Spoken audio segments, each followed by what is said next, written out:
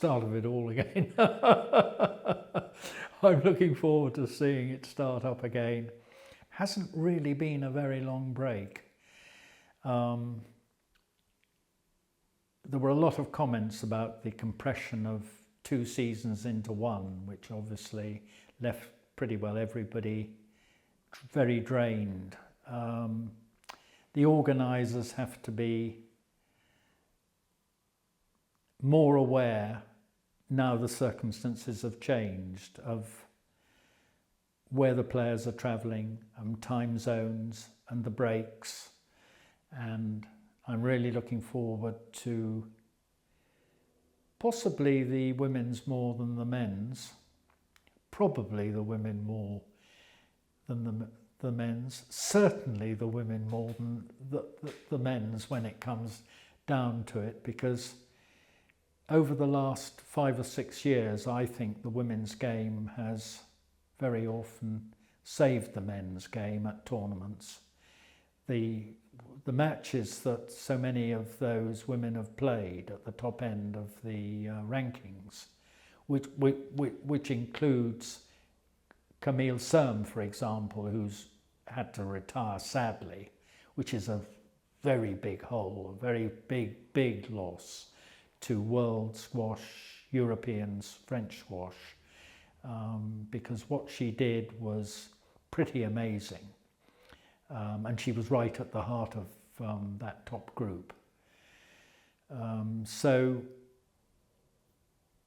that's something that I'm greatly looking forward to, because there are the 3 front runners who I feel will be joined by somebody slightly older, but is going to return to being a front runner and has been on the way very rapidly, and that's Nour El Tayeb, who will be one of the 4 very shortly once she accumulates the points. All that I say has a background of people being healthy, and she's a certainty to move into that top group for me again, because she was a world-class player. She's had a babe, and she's naturally, obviously, such a hard worker, fantastic competitor, track record, and has already shown what she's about. She'll be able to do the backup matches, which is perfectly normal, and that's going to happen through this season. So I see a top 3 becoming a top 4. What they give to the game, what they give to the Middle East, what they give to world sport as a whole, is like nothing else in world sport. They're modern, they present themselves unbelievably, extraordinary, hardiness, competitive spirit, physicality out of this world, and technical accomplishments now better than ever before. And that is drawing up from behind an increasingly higher level. The women's game is in a really good place at the moment. You know, so we are now waiting for the challengers. We're waiting to see if Georgina Kennedy, who will not move up in the way that she did, obviously, in those 12 months, whether she can now have the wherewithal to raise what she has to do and move up into that category. Behind that category, we've already got, and have had for some years, Amanda Sobey, for example, SJ, Sarah Jane Perry, you know, who've stood the test of time and are still remorselessly competitive. I don't know what SJ has in mind, but she was playing pretty damn well at the Commonwealth Games again, you know, and as I've said before, nobody wants to play her. You know, and has such a high ranking. But behind, you've obviously got Gina Kennedy, you've got Rowan El Arabi, who is going to be a lot better and stronger this winter, and has a very considerable talent. You've got the Gillis sisters, who are improving and have gone on improving over the last couple of years. can see the progression. And I haven't mentioned in the first part Joelle King, who's recovered her level and went beyond after that dreadful Achilles disaster, and is still playing at such a high level. Monumental contribution to the sport. A real gladiator again.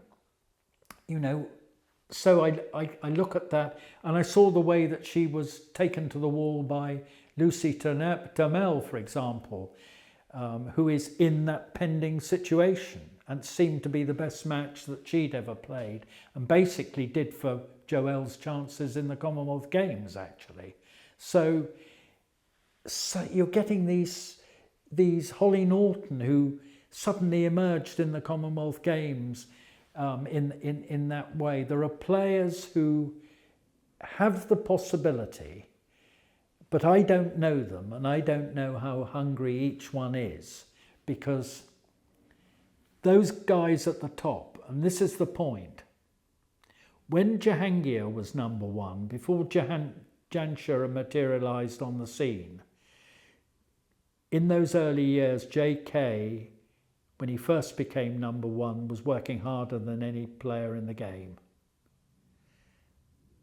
And he was the best player. So if you had the dream of being there, you'd got to at least be working as hard as him.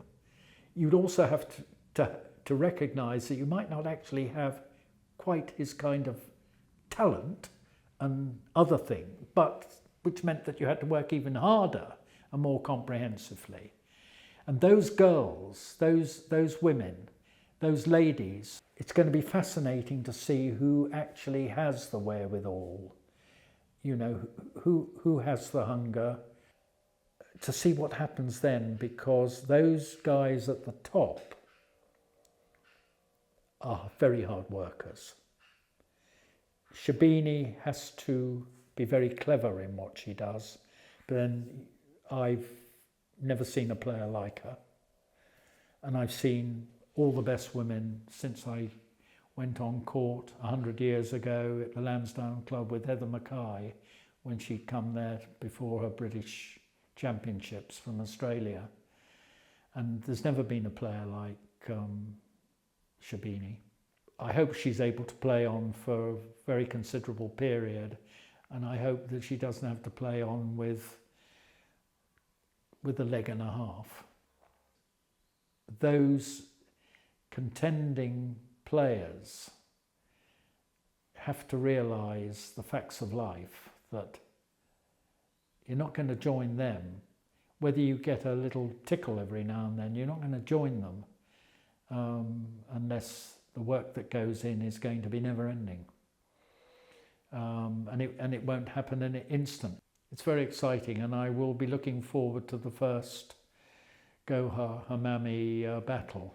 You know, see that. No Christmas presents, no holidays together, no disappearing off to dinner together. Although you never know in the long term. And it'll be interesting to see how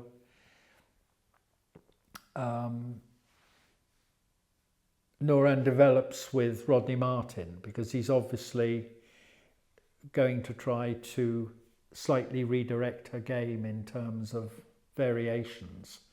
And in the short term, I thought she was and has been at a bit of a disadvantage in regard to that, because her habits are so ingrained.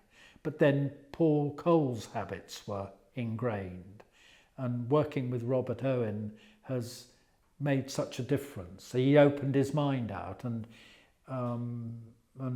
Nouran obviously wants to get better. She wants to be not only the number one, which she is, she wants to be clearly number one. So that's ongoing, and I think during this winter we're going to see what kind of effect Rodney Martin's had on her game. Her hunger to achieve is not going to diminish until she drops. And Hamami will be after her. Hamami's going to be with her old coach in Egypt, as is. So that in itself is going to add grist to the mill. It's going to put a little bit more potential edge to it all.